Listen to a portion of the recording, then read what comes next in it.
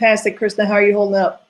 I am good. And I always have fun with our program that we're talking about strengths and how they work in your career. So I appreciate you being here today. Same. Yeah, definitely a highlight of my week. Absolutely. Yes. So today what we're talking about is analytical. And I'm going to give you the definition of analytical. People who are especially talented in the analytical theme search for reasons and causes. They have the ability to think about all the factors that might affect a situation. So, Kara, what's a good visual on that?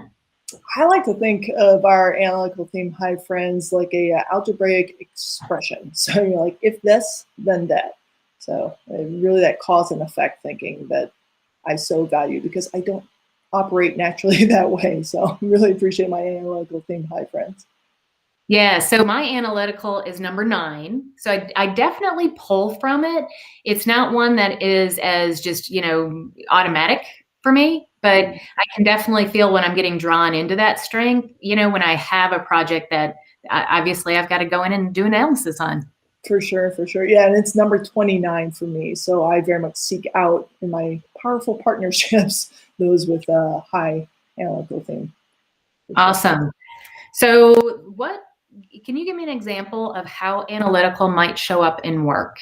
Sure, yeah. So again, with my powerful partnerships, I am with my arranger theme high. I love to gather the data and color code it, make it all pretty and organized, and then I hand it off to my analytical theme high friends. And it's been a beautiful relationship thus far. How about for you?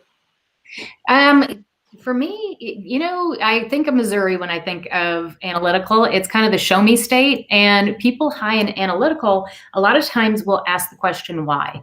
And I always find myself doing that. It's like, well, why are we doing it that way? What got us to this point? Why did, the waitress fall or trip over on that carpet? Why? It's all about the why. So I kind of look at that in business as just questioning, and getting more efficient. I see analytical as more of a less emotional and more fact-based. So it's really kind of taking emotion out of a scenario and supplying it with facts so that you can make a decision and move forward. Yes, yeah. And you're reminding me when I've had colleagues in the past, they sometimes get a bad rap using their analytical theme high strengths because they're kind of seen as the bad guy, bad gal. Like I'm not trying to rain on the parade. I'm just being honest. Just know that this is a possibility. And I've always appreciated that, but sometimes it can be, the truth hurts sometimes. It's a cliche for a reason, Well, and it kind of slows you down a little bit too, and it forces you to think about things differently and go, well, why are we doing it this way? Just because we've been doing it this way for 5 years doesn't mean we have to keep doing it this way.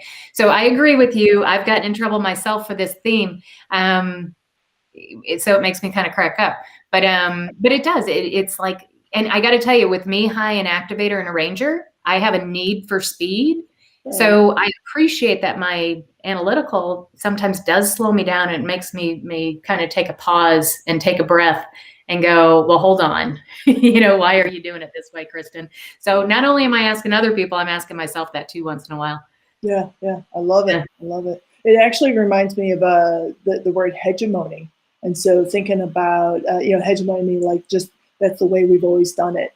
And, all these new people coming in with all their ideas and questioning everything. Like, well, it's merited sometimes to just make sure that we're proficient and truly as top on our game as we can be. So, and with that being said, I think it's a great learning opportunity, right? Because you've got new people coming in with new ideas, and you've got older people that have been in an organization maybe that, yes, we've done it that way for 5 years, but I think it's a great opportunity to mix ideas and to just go, just because we did it one way doesn't mean we can't do it a different way and have a better outcome.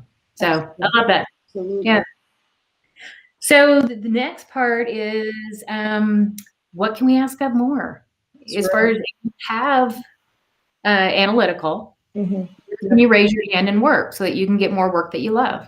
Right. And I was thinking, for our analytical theme high friends out there, if you're on a team where like maybe y'all are doing really, really well, but you're witnessing that another team is possibly in a rut or just kind of stalling out, that you can offer up your talent and say, hey, you know what? If you're open to it, I would love to look at your data from the last 3 to 5 years and just make sense of it for a little bit. And then I can come back and offer you some suggestions on how to get out of the rut. So that's something that I'd come up with. How about for you, Kristin? Well, I was looking back at one of my favorite books, Strengths Quest, to get some ideas. And it was interesting. So in here, they brought up, obvious career fields such as accounting, finance, law, engineering, where you're looking, always looking for facts and data. Right. I got to tell you, I think there's a huge opportunity in a lot of fields, though. I think those are real obvious ones. But I was in marketing and, trying to think about being efficient with our marketing dollars and spending them wisely. So I actually had people that went out and did the research and presented the numbers to me, which was perfect because I really don't like that part of it.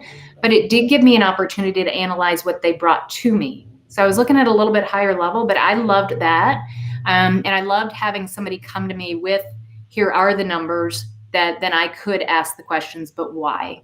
So I think that's another thing is, if you have analytical people around you or people that are pulling the numbers together, having them present them to you, because it just, again, I've got a need for speed, but it sped up that process for me. So I loved that part is, really thinking about what's next.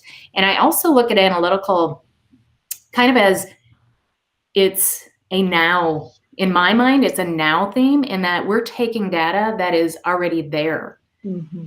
Right. And we play well in that space. So we're not coming up with, here are the new ideas, here are the old ideas. We're kind of taking, here's what is now and trying to make sense out of it so that you can move forward. Yes. Yeah.